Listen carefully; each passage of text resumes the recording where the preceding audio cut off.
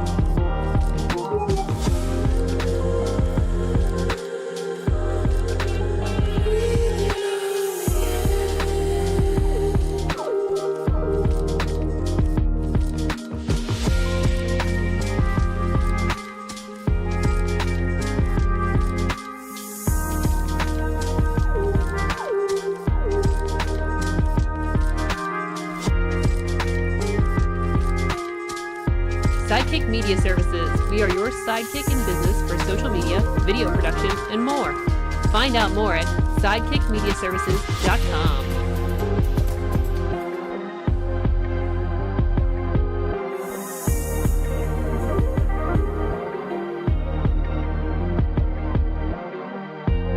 Hello, friends. I'm your pal in the mainstream media. And I'm your Riz. And, Riz, it takes years of strenuous, dedicated training before you're worthy to step inside a professional wrestling ring. But it takes even more time to develop complex, highly astute opinions about professional wrestling. Am I right? That is correct. You know where we can find that? Yes. Wrestling Mayhem. That's right. This show is a member of the Sorgatron Media Podcast Network. Find out more at sorgatronmedia.com. This show is brought to you by Slice on Broadway, supporting Pittsburgh podcasting with the perfect pepperoni pizza. Production services by Sidekick Media Services. And listeners like you, supporting us at patreon.com/awesomecast.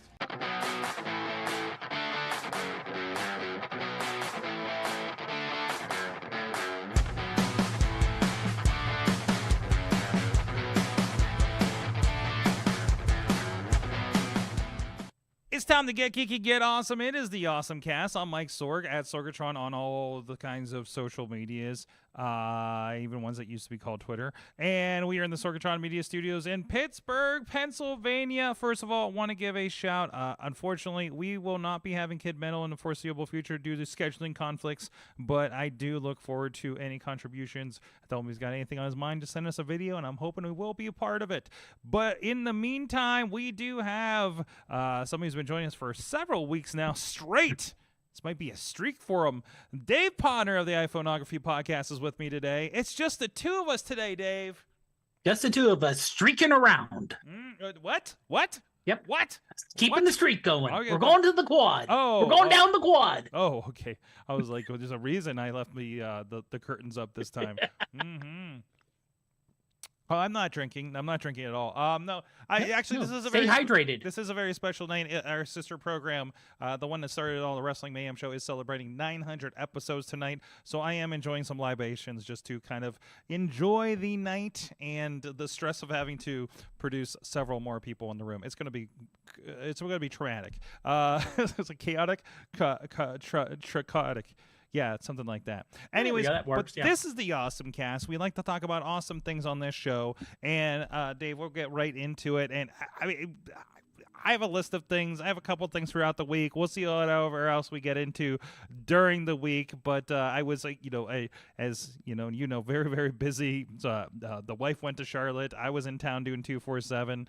We had show Friday night in New Kensington and everything. So it has been a heck of an experience. So let's get into it. And that's actually leads me to my awesome thing of the week. It's weird. I don't have the sounders and stuff. I need to get a sound pad or something so I can play Kid Metal sounders for this show. And now it feels empty without it, doesn't it? It sounds weird. Yeah. Yes. There's that missing gap there. There is. I almost paused for it and it didn't come. So I thought it was very cool. I actually just saw this a little bit ago as I was pondering what to talk about this week. And Dan Sweeney, who's been an amazing camera op that works with the guys over at 247, they have a steady cam rig that we get to work with on that project. And, and I've done 247 for a couple years now, off and on here, depending on how schedulings work out and things like that. He just tagged me in this post, and I love this. If you're on video with us, you can see the top of the video is what we're producing, what we're putting out, and then he put a GoPro. I forgot that he did this. I remember him showing me this. He put a GoPro on his Steadicam rig as he's going, and this is out at the deck hockey arena out in Murraysville. And first time at this venue. It was a very interesting. I want to say. I think it's safe to say it was a difficult setup for us to kind of go through and figure out a lot of things. Plus, we were doing a lot of new things here. So you're seeing him on the rig. You could hear him talking on the video. He's dropping notes in there. Like, I'm telling him to hold for a second because there's a problem. So I need him to take the shot or something like that. And actually, I think that what he ends up doing is this is one where I was not on my shot because I was trying to fix something. And you see he's on there a little bit longer. I would have switched into the ring by now, and he started moving. But again, that was probably on me because, I'm kind of a one-man team back there.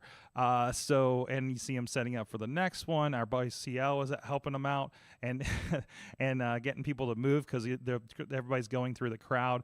And we're actually having this guy at the top talk to us about the next fighter as the fighter is coming out. So we get to do these really cool movements through this. It's a really cool DSLR that they get to use. I think it's a nice Sony or something like that. Mm-hmm. You see how you're popping up graphics, and then he gets to go inside, and he's getting ready for the entrances. And we get to.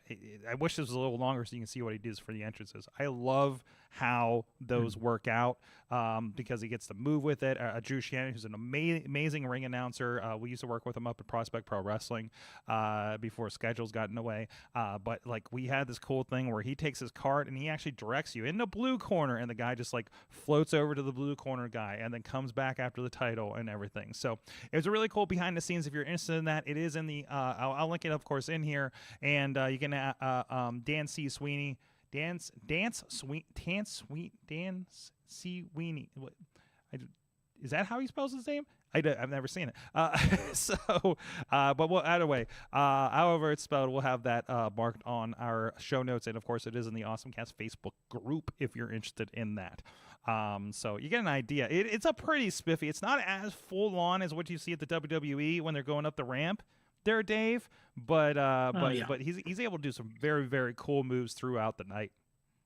Yeah, I mean, especially it is neat to see the behind the scenes, because even if you're in person at an event, unless you are someone interested in video production yourself, you're probably not paying attention to the camera people or the direction or the fact that there's another camera person moving in another direction setting up for the next shot. And even in this case, there are televisions above the cage. They got a very, very cool. It's one of my favorite setups of any of the MMAs that I've had the opportunity to work with over the last few years.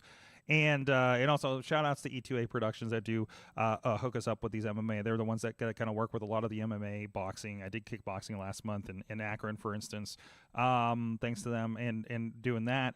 But no, they got it's one of the coolest, most professional sets. They're one of the most organized groups that I've worked with. So it's been really cool to do that. And as we worked on some of this stuff to really kind of level up the production from show to show that I've had the opportunity to work with them. If you are curious, he does list the stuff on there. The bottom is his old GoPro Hero 4 shot in 2.7 and downscaled.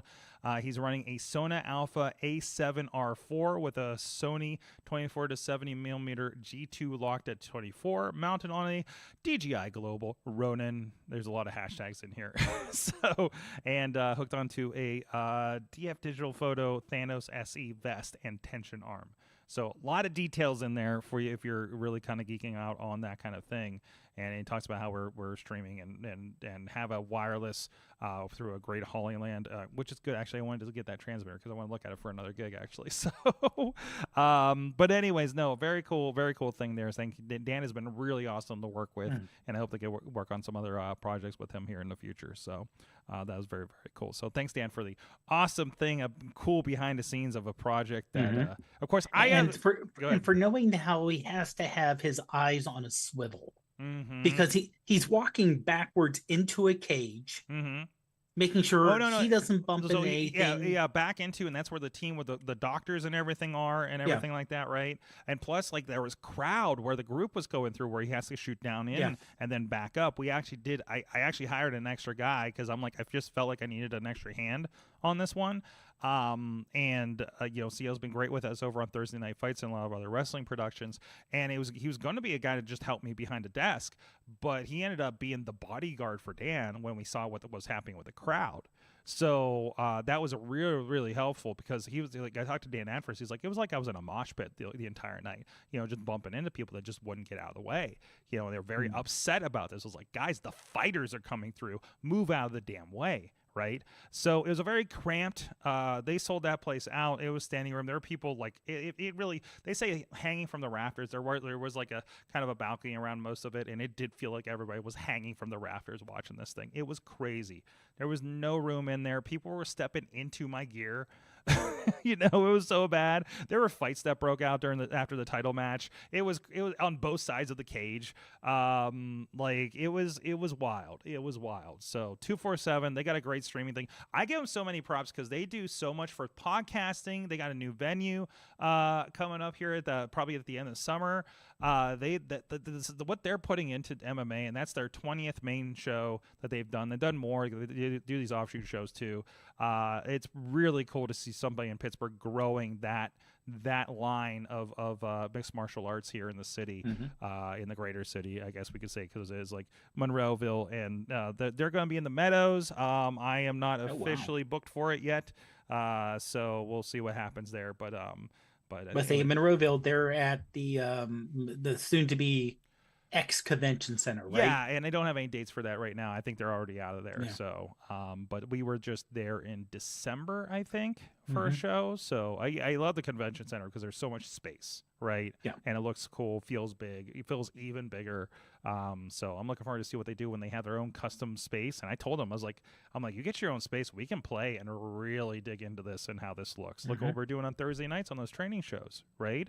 With the 880 Wrestling Thursday Night Fights, like we get to try very cool stuff there that we try to bring into other places. So it's really nice when you have a control over your environment. You can really kind of start stepping up what you can do and what things look like. So, anyways, Dave, what is your awesome thing of the week? Sure, my awesome thing is actually related to these two things. Shoes. So, you got shoes. Shoes. They're running shoes? It's the shoes, man. It's the shoes. It's the shoes. Yeah. So I needed new running shoes because mine have around 300 to 400 miles on them. Ooh. And running shoes tend to they start to break down around 300 to 400 miles. Okay. So, twice a year, I need new shoes. So I went out to Pro Bike and Run, which is a local running shop. And the main reason I go there versus like a Dick's is just better service. You don't have someone just dropping you off in an aisle and then running off. You actually have service. And one of the things I did was actually have my feet scanned. So, and it's actually pretty neat technology. It's called the Albert 2 Pro Scanner. So you step on it. Now, on the website, it shows people on their bare feet. I kept my socks on, and it uses 4 cameras to take a 3D image of your foot, along with the pad you're stepping on is a pressure pad. So you can see if you're, suplating, pronating, how you actually stand on your feet, if you're in different ways. Obviously the sale is really for stores, not for individuals. But it actually, they were able to, the person was able to say, okay, yes, you how much pressure you have on your feet, and is it the way I stand, is it one or the other, and the size, and to say, okay, yeah, I could see that my left foot is a little bit bigger than my right foot. Same size, but just a little different. In terms of what size I would need and the width of the fit, instead of standing on and they still have those there, the old-fashioned metal things where you step in and they get your foot size that way. Mm-hmm. So each of those pods coming up has a camera to get that 3D image on it. So it is a depth camera. Okay. So it does the whole thing and says, okay, yeah, and this is what you do. And there's a on-screen part where you can see when you step on something, you can see your pressure output there. And then the screen actually gives you a 3D model of your foot. And well, the difference is that I actually had the person, so the person looked at it and said, okay, yeah, it looks like, are you happy with your current ones? And if you're not, here's what we could, here's good shoes that would be, given what your size. So she went back and said, okay, here's a couple of different shoes that would be a good fit for you. Mm-hmm. So it's a nice little extra touch. And it's just neat how everything's kind of I don't know what they have to do behind the scenes. I'll say that in terms of getting set up and everything else. But it was me standing there and just not moving. So from the consumer standpoint, it was easy. It was easy and kind of neat to do. Awesome. So it's a nice little extra touch. So you said you saw you where did you say you got your shoes done? It's Pro Bike and Run. Okay. So they do not have this at Dick's. No. Right? No, as far as I know, they don't. Mm-hmm. At least according to Pro Bike and Run's website, they're the only ones in the Pittsburgh area with this. Oh, so there is a search of like where it would be in your area? That's on Pro Bike and Run's website. Oh, okay. So I don't know if you can do the opposite search. Dick's may have something similar to it. Maybe not this model, maybe something similar. I don't know. I don't want to be definite and say yes. They may have different 3D modeling software or different hardware they use. There's a Walmart would have something. I forget if it was particular. It's not for shoes, but it would be more in the pharmacy area. But that was for insoles. That's for insoles. Okay, but it's doing something. I tried that, and that's a pressure. And that's more the pressure part. Okay. Yeah. So that tells you like if you need some like an insole or something. Okay. Like if it looks at the form of your feet and kind of makes a determination from there. Okay, that's cool. Yeah. Okay. All right. So you never know. Next time you get new shoes, it may be in your store. So keep an eye out for that. And let us know if you do come across it. Hey, you know what? Thank you to everybody that does support this show over on patreon.com/awesomecast. We have been trying to put some extra conversations in there for you guys to be joining us. Thank you to our friends at the Coffee Club level, Cynthia Klosky, fan of the show level. Yeah. Michael Fedor, Matt Weller, John DeGore, and Dave Podnar, spouse of Rose Julia Fair at rosejuliafair.com. Yeah, I should add a jingle to that or something. We've been doing that one for a while. You guys can support the show too, and we'll say your name and your website or your spouse's website at patreon.com/awesomecast. Thank you, everybody who does support the show. All right, let's see what else we got going on here. So you went TV shopping, I understand.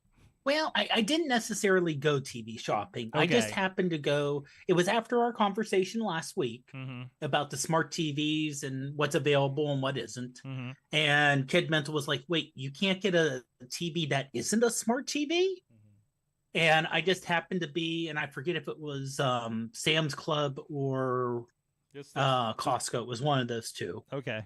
And I just kind of went down the row and said, smart TV. Yeah, you can't get a dumb set. Mm-hmm. You literally, it even says right there, WebOS for the LG. And all the different apps that are, and these are, first of all, these are massive TVs. Mm-hmm. These are the 70 inches, the 80 inches. It's kind of crazy it's kind of crazy for $1,400, which is a lot of money still. But you get a lot. You get a lot for. It was a 42-inch plasma for $1,500 back in the day. That's what I'm saying. Yeah, I mean, $1,400 is still a lot of money in my mind, but for what you're getting for the size, for it's crazy. it's crazy. I mean, like I said, we talked last week's show that, luckily we don't need a TV. Mm-hmm. But it's nice to know that if you want to, I hate to say, scale it back to only like a 50-inch TV, they're not horrible prices. You can get good prices on good TVs. You don't have to like cheap out and get like a crap TV. Yeah, and when you're getting the lower end TVs, they're very decent, because there's been a lot of conversation on other shows that I listen to because of the Walmart Vizio deal that we talked about last week. It's like, hey, you can get a good 42-inch, 50-inch TV for $200, $300, $400, right? Yeah. And it is because you look at it, it is subsidized by what's going on in there because a lot of them have cameras, microphones, know you're watching, and all that kind of stuff. Now, you can circumvent that by just plugging in HDMI and using your Apple TV, because if you're already subsidized, you not required to use all that stuff. But the annoying thing is it does load into I am becoming excessively annoyed because I've picked up a Amazon TV Insignia. And typically I don't set these things up, but it's one that we set a bunch of them up because we were using them for the Super Bowl day because we wanted to watch multiple feeds. We wanted to watch the SpongeBob feed that we talked about a couple weeks ago and the regular one and Puppy Bowl and things like that. So I'm like, okay, well, I got a Roku one, an Amazon TV one, and the Vizio one I didn't break. So we loaded all of them up, and now the Amazon TV is the one that I left in the studio hooked up for, like, I'll usually watch a little bit of, Netflix or YouTube or some wrestling before we do these shows a little bit. And that's mostly what I use it for, is Tuesday for like an hour, to be quite honest. Or if I'm working and setting something up or working on the streaming computer or something like I've been this week. Don't look in the corner right now. But anyways, we'll be shooting around that next show. But it just plays commercials when you boot it up first thing. If you're not paying attention, it's blasting, and you're like, "What the hell?" That's been starting to bother me. Apple TV now does that, although that is its own box. Like that is starting to be bothersome as like these are installed. The value prop is out there. They have acquisition; it's in every home, and now they're just going to start pushing stuff to your face. And again, I say I'm the kind of person that pays a lot of money to not see commercials. Yeah. Well, it's almost a throwback to Windows machines back in the day, where you would get a Dell and you would turn it on, and there would be like all these Dell apps that you don't want. You mean like a Samsung phone? Yeah, it's a Samsung phone, but. Or other, I would say this. The only difference is Samsung's. I would say that. Yeah, because some people like the Samsung apps, but it's like you're duplicating what's already existing there. The same thing with the Dell. It's like, well, we have our Dell launcher that it's better than the Windows setup, and like. Probably not. And it's adding a different layer and things that can crash and mess up. And I think it's been a while since I bought a PC, but I think they stopped doing that. For the most part, I think. I can't tell you the last time I set up a new PC for a family member or something like that. There's ones that I've gotten secondhand from just a few years ago, and they'll have like Best Buy stuff on there sometime. But yeah, everything's been clean installed, so it hasn't been much of a thing. I mean, I also bought the latest computer that I bought was an Intel NUC. So it's not going to have anything on it. It's going to have a clean copy of Windows 11, and we threw vMix on it, and here we go.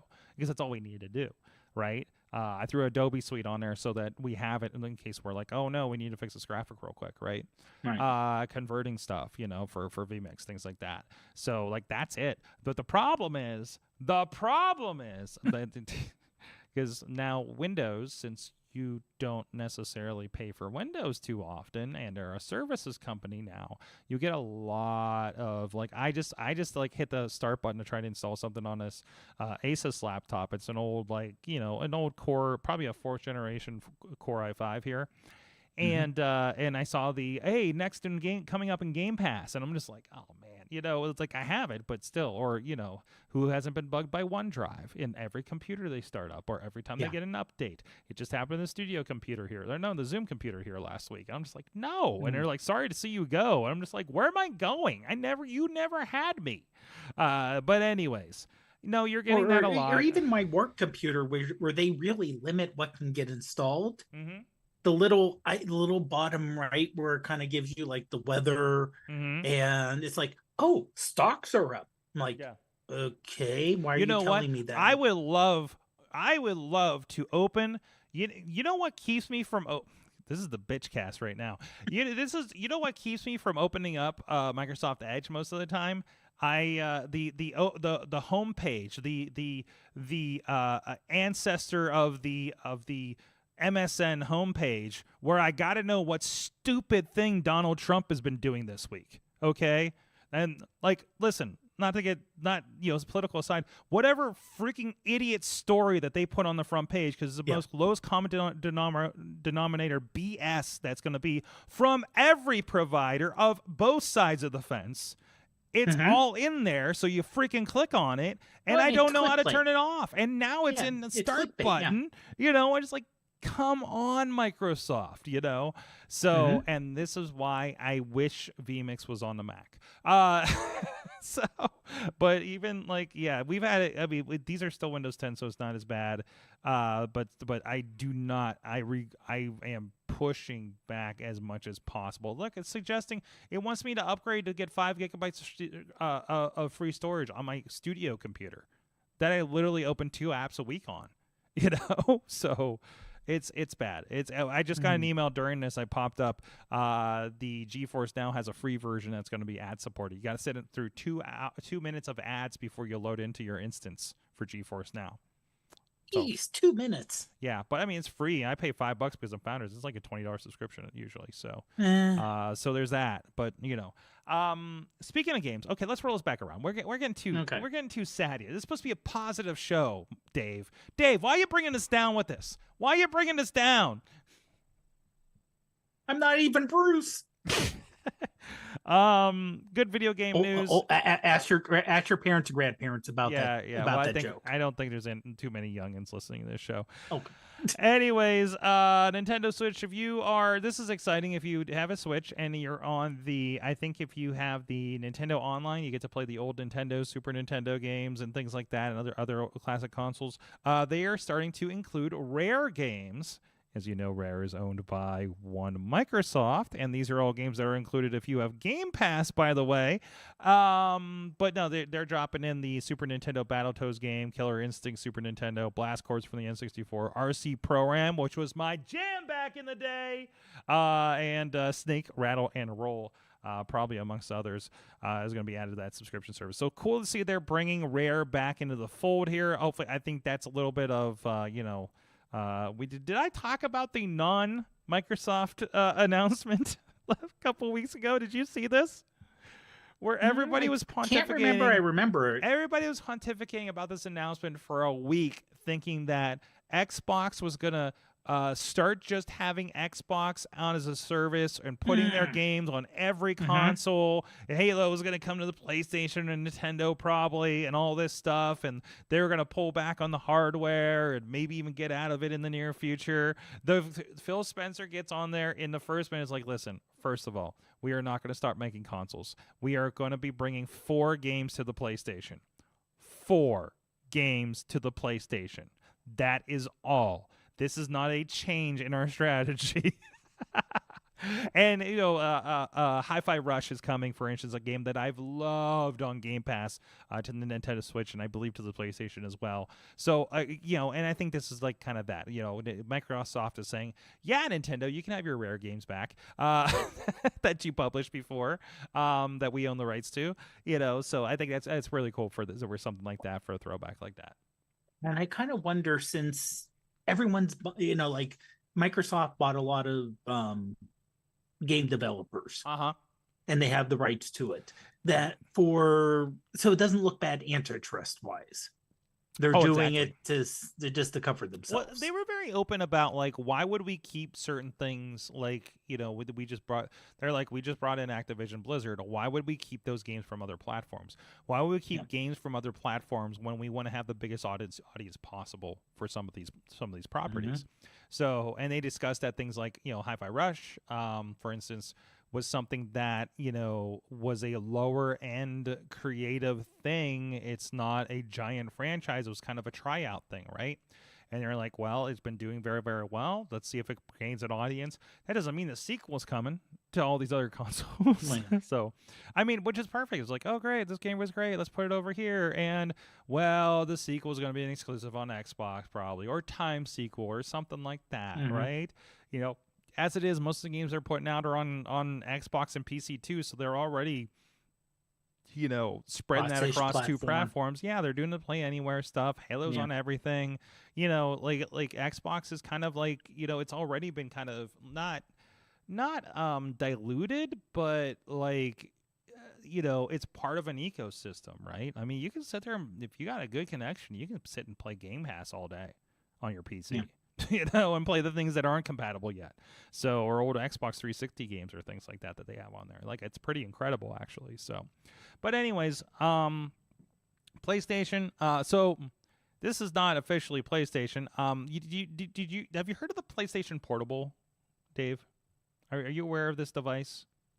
I think I heard of it, but I'm not familiar with it. So it's not a new idea, but PlayStation had this in the PlayStation 4 days too, where you could buy this little device and play your PlayStation remotely in another room over your network, right? So somebody has hacked it, apparently. Two folks from Google, according to Kotaku, managed to get GTA Liberty City Stories running on a $200 remote play device. Oh wait, no, I'm sorry. The Portal isn't a TV thing. It's actually a portable. It is a handheld portable machine, that feels like an Android phone with a one of those with the controller grips on the side, right? But the idea is you are playing your PlayStation on it. But apparently they got the PlayStation Portable games to play on the device itself, which is kind of locally. Locally so you don't need on to have the device. You don't need to have it hooked up to a PlayStation. So it's got enough power to play PlayStation Portable games at least, and it's a $200 handheld too. So natively on the PlayStation Portal. Yes, we hacked it. And it says it took them more than a month to do something like that. So and it's using a PSP emulator that is open for. I think they said Windows and Mac or something like that. So, the emulator, the emulator for PSP can actually work on a Nintendo Wii U and an Xbox Series X and S. So there you go. So you only need about 6 gigabytes of internal storage. It's all software based. So there you go. That's fun. It does seem like a strange single-use device. Meanwhile, I'm just playing my Xbox games on my phone. God, I forgot how good the phone audio is. I didn't put earbuds in, and I'm playing Mortal Kombat 1 on my phone the other day, and I was just like, damn, this like fills my face with audio, and I'm hearing the stereo and everything just on the iPhone Pro. 13 Max. Oh yeah, yeah. iPhone 13 Pro Max. Yeah, that's the right order of words. So, but no, I'll say this: one thing the iPhone has done, especially in the last 3-4 years, really paid attention to audio.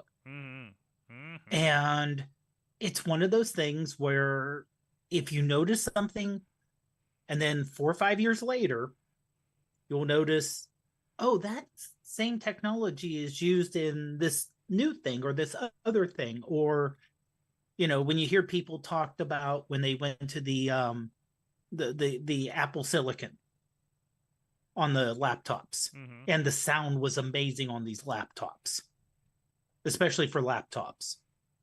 Yeah, they kind of learned from the phones and put in the same technology and the same idea to make the laptops sound better. Absolutely. Why not? I mean, that's one thing when you own the stack, you can bring that technology across everything, right? So it's pretty nice of them. That's so nice of them to do that. So anyways, you had some stuff that you had in here. You tell me about machine learning that came up, and it looks like in your job this week. Yeah, in my job, yes. Because part of my job is to do trainings and create newsletters regarding the SAE Mobilist platform. Now, normally it is a subscription-based platform for larger businesses. This is a free article, though. So this one is free for anyone to look at. And just the fact of the abstract talking about, when they talk about health management in cars, so you're looking at, well, how do you know how this is going to go long term? In terms of, because you could build a physical model like they used to, virtually drive it, on a rack or something, not in a car, hundreds of thousands of miles to see when it breaks down. That's expensive. Plus, it's a single case usually, or a couple.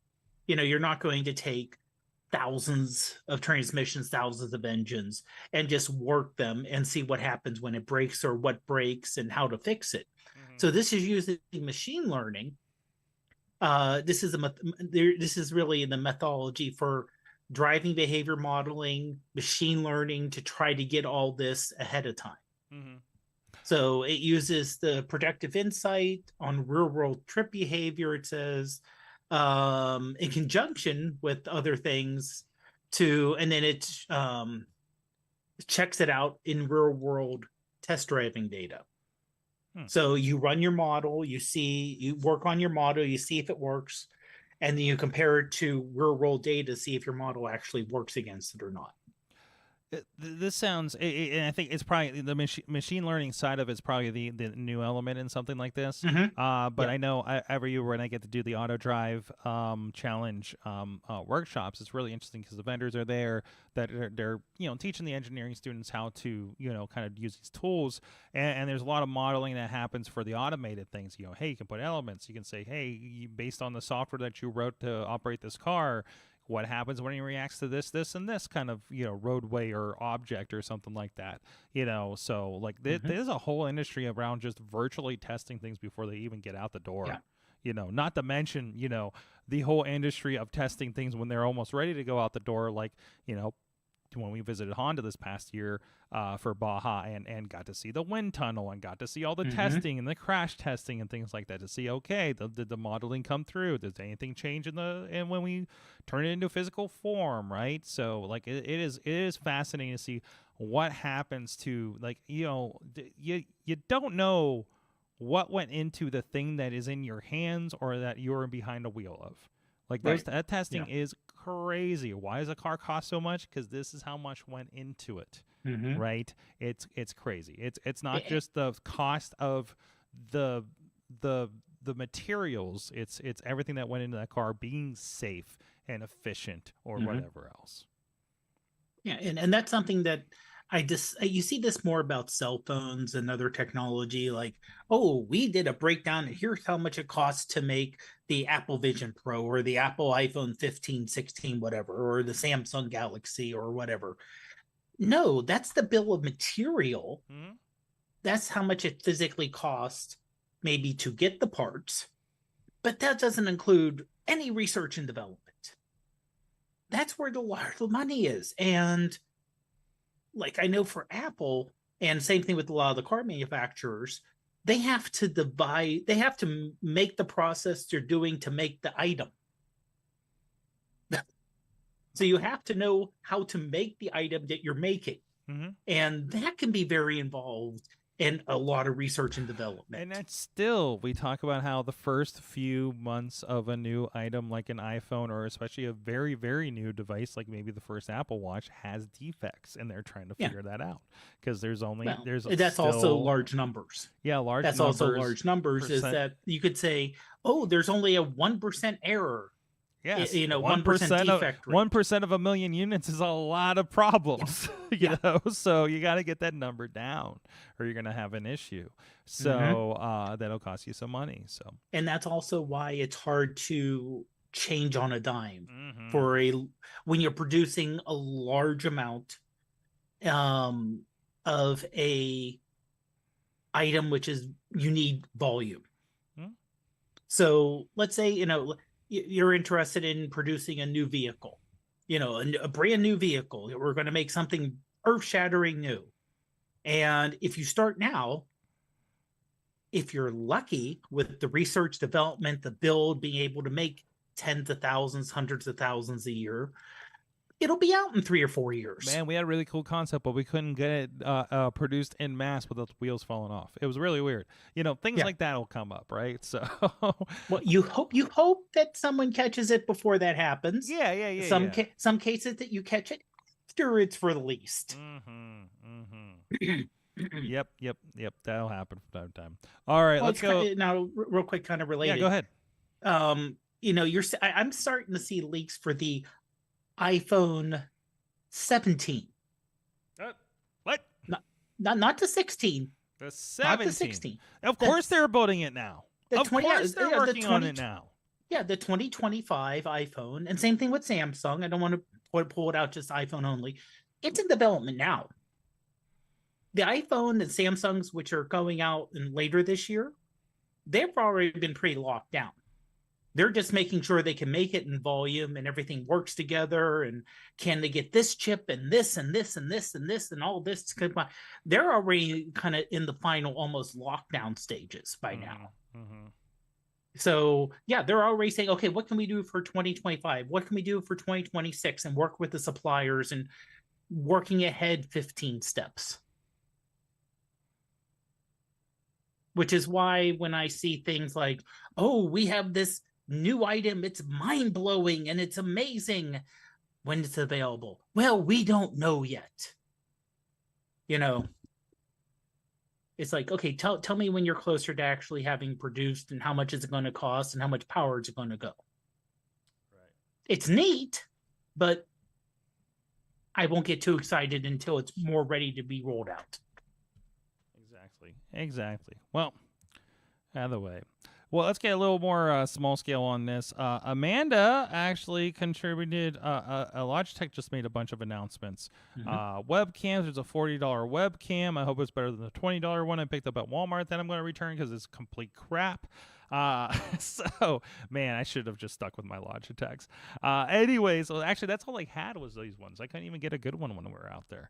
But so I was kind of stuck with it. So they got a good Brio 100 that she shared. That's about a $40 webcam.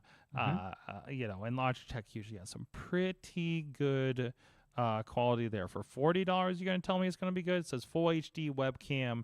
I mean, it's dedicated. It's going to look a little better than what's on most laptops. I did actually get to do a Zoom call on my laptop on my MacBook Pro, M1 Pro, and I was like, oh, I forgot they improved the cameras on this.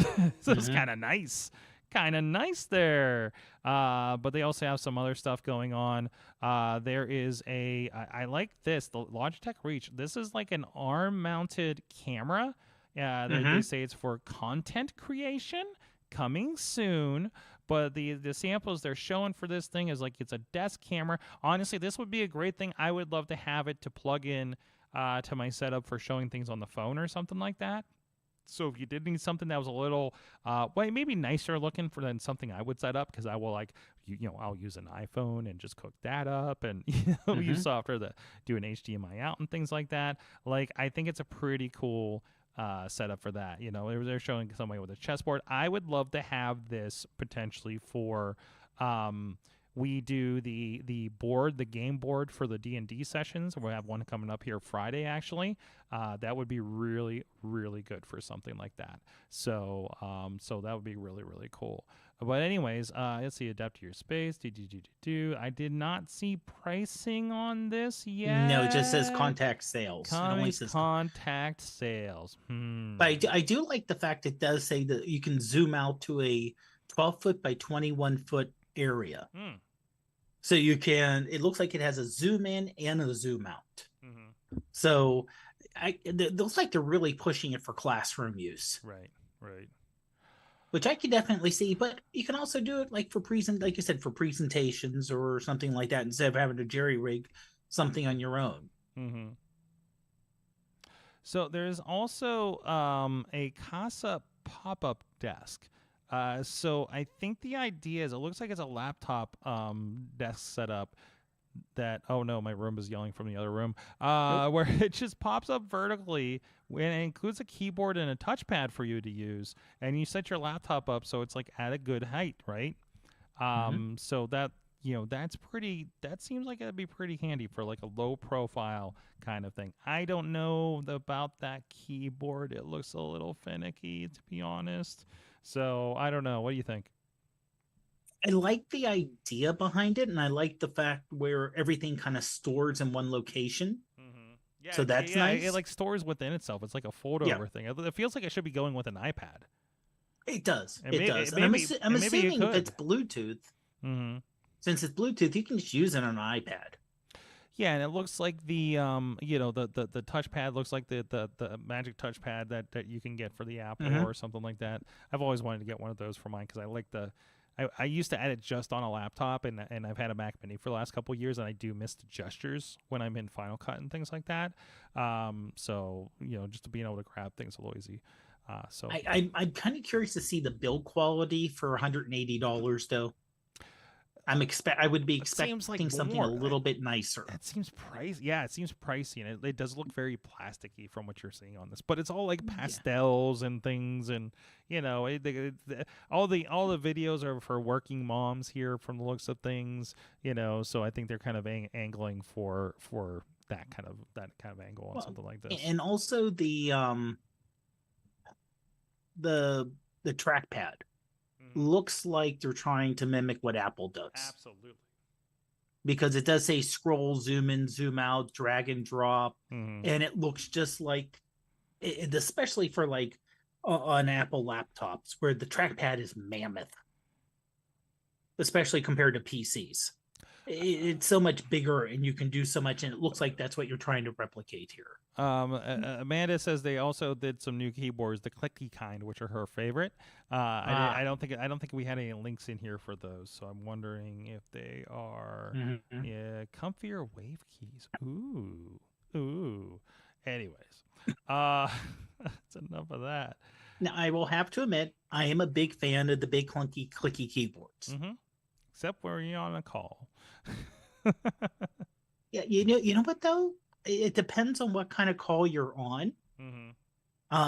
When I was in customer service, people said, "Oh, I can hear you typing, so I definitely know that A, you're still there, and B, you're doing something." So if you want that feedback, right? So exactly, because I mean, lots of times, you're like, "Oh, okay, thanks for giving me the question. It'll take me a minute to do." To look at something or see what's going on or pull up the information. And if all they hear is silence, you could make kind of small talk, but sometimes it doesn't. But if they hear click, click, click, click, click, click, click, click, click, tap, tap, tap, click, you're like, oh, they're obviously doing something. Yeah, but also like depending on like Zoom and AirPods and things, like don't they usually work those things out too? So you wouldn't even hear that. So if ideally, I would say I know yes. but not everybody has a good headset like that or anything. Well, no, I say that's if you're using Zoom and everything else. Yes. Oh, but if you're using Teams, good luck. I got you. or like I was literally voice over IP. A Cisco voice over IP. It was literally our telephones. Oh my gosh! I remember when a certain company would give me presentation videos that were done over Cisco voice over IP. And I was like, oh my God, can we fix this? Can we do anything else? And they have since, so that's good to see. Apple has some bad news? I would say sad. I don't want to say bad because sometimes it's time to say goodbye to things. It's bad because people are going to lose their jobs. Well, a lot of people. And that's never a good thing. That's never for the average time, it's not a good thing. Apple's been working on a self-driving car for the last decade, and they've added people, removed people. This is all public information, and it sounds like, and this has been reported in multiple locations. So it's Ars Technica, The Verge, it isn't just like one source. Per this, and it was per report in Bloomberg, they're basically going to shut down the car project. Man, in my mind, under that, because there's a picture of the campus there, and in my mind, there's a giant track underneath it that they were testing all this on. The testing, yeah. Yeah, in my Well, mind. in a we way, don't know though, what's down there. there is a lot of underground. There has to be a lot of underground. Oh yeah, even the parking stuff for the going on. visitor center is underground. It's pretty. It's like, wow, this is like the nicest garage I've ever been in. Mhm. So But yeah, so it's. I mean, when you hear Apple going into cars, you would of course hear people saying, "Oh, Apple will never get into cars; it won't be successful." And I'm thinking, this is what I heard back in 2008 with people saying Apple will never get into, or 2006, 2007. Apple will never get into phones. They have no idea what they're a computer company. What are they doing getting into phones? I'm like, yeah. don't underestimate them. Plus, everybody hemming and hawing over the Vision Pro right now. You know, Yeah. oh, what are they thinking? You know what? In about 2 or 3 years, you're going to figure out what they were thinking. Yeah. They don't show their hand. They are the greatest magicians in technology right I mean, now. it may crash and burn. It may crash and burn, but the Vision Pro, I do not see it crashing and burning. And also, the problem with the Apple car, it was Project Titan. And they even said here it would cost at least $100,000, which, I mean, it would be truly a limited amount of people. But seriously, Who would who bought the first Teslas? Yeah. Right? And now, like, I see so many Teslas in my own neighborhood. And this is an average at best city neighborhood, right? Yeah. Oh, no, I see it around us too. I see it around us all the time too. Yeah. It's absolutely accessible for the, let's just say the middle class now, right? So, but, that's, I mean, just like the Apple Vision Pro will be accessible, or if nothing else is helping you consider a Meta right now, which honestly, that's what it did for me. I was like, yeah, it's in my cart. I'm looking for it. If I have a couple extra bones, I'm getting it, but I gotta get some work done first. So, Yeah. so, it's, it was a nice try, and there's a lot of things we're researching that we have not and will not see the light of day, because they have to at least explore these. They have to at least explore the ideas, right? And who knows, they could have come across something and solved a problem that nobody else did. If in another reality. So, and maybe also, it could come I back think around. I think also one of the reasons is the car market's completely different now than it was 10 years ago. Sure. You not only had the pandemic crash and the issues with, supply chain management and all that issue. People were a lot more bullish about self-driving cars 10 years ago. And now people aren't as bullish. Yeah.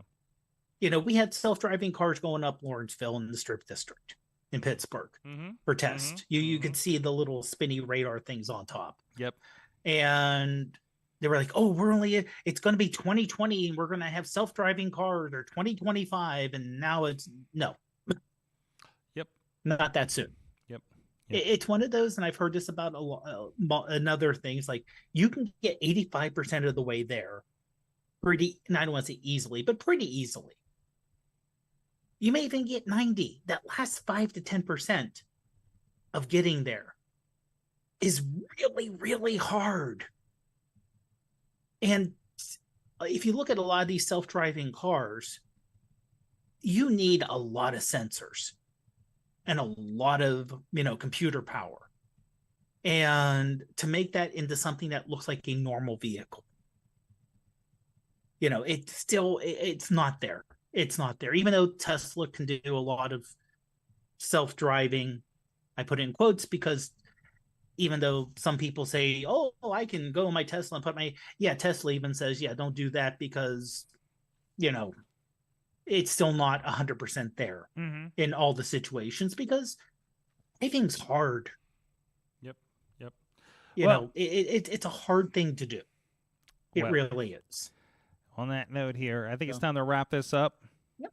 We've gone through all the items. Only thing of interest this week that we could find. I mean, Yeah.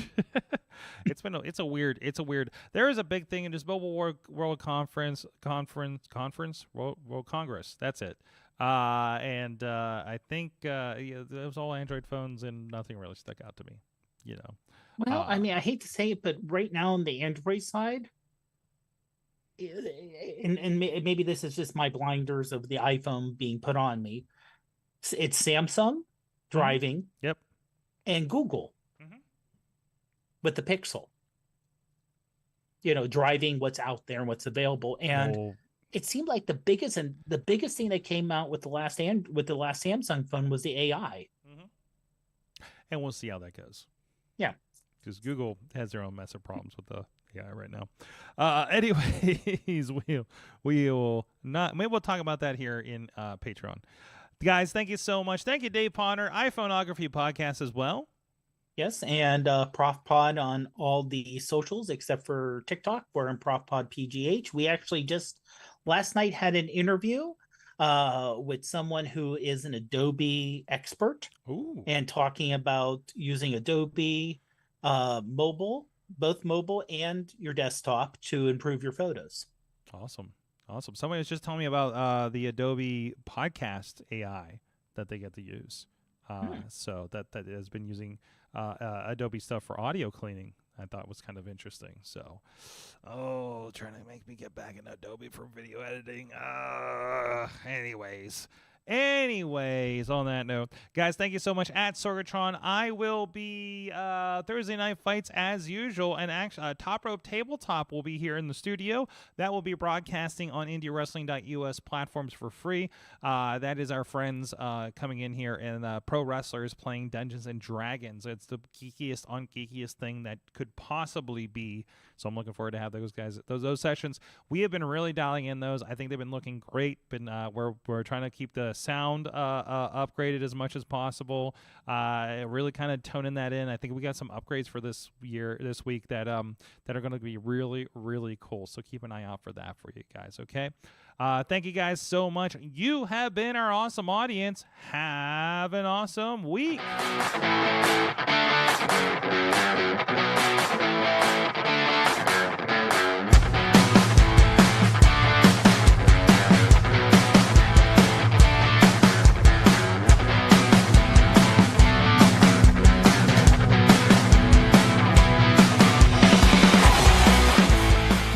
This show is a member of the Sorgatron Media Podcast Network. Find out more at Sorgatron.